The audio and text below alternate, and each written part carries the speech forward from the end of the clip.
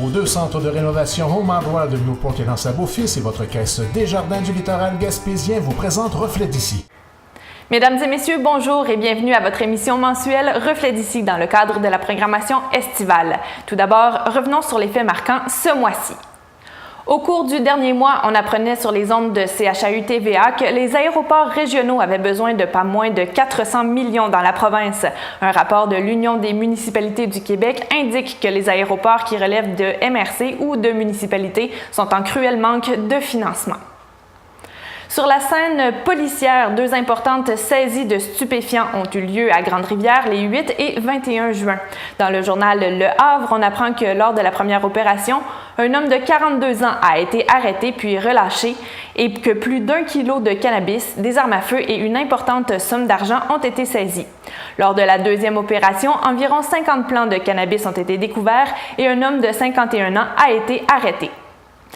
Découverte historique majeure à Percé. On peut lire dans un article de Radio-Canada qu'un artefact datant de plus de 9000 ans a été découvert.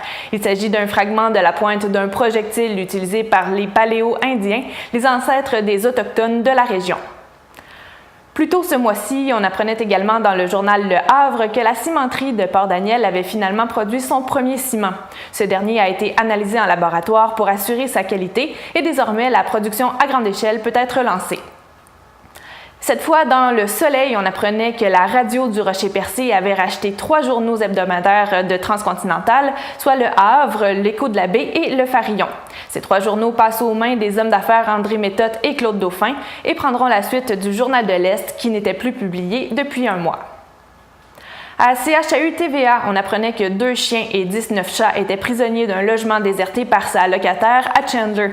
La population s'est mobilisée afin de nourrir les animaux. Il aura fallu plusieurs jours avant que ces derniers puissent être pris en charge par les autorités compétentes. Dans Le Havre, le député Gaétan Lelièvre a dressé son bilan de session parlementaire. Il affirme que la région a fait des gains, notamment en ce qui concerne le rail et le réaménagement du littoral de Percé, mais qu'il reste beaucoup de travail à faire. Le député invoque entre autres le domaine de l'éolien, le financement de l'école des pêches à Grande-Rivière et celui du transport aérien. Finalement, dans Le Havre, on apprenait que le premier gin gaspésien était maintenant disponible dans les commerces. Nommé la Radoune, le produit de la distillerie O'Dwyer connaît une forte popularité partout en province.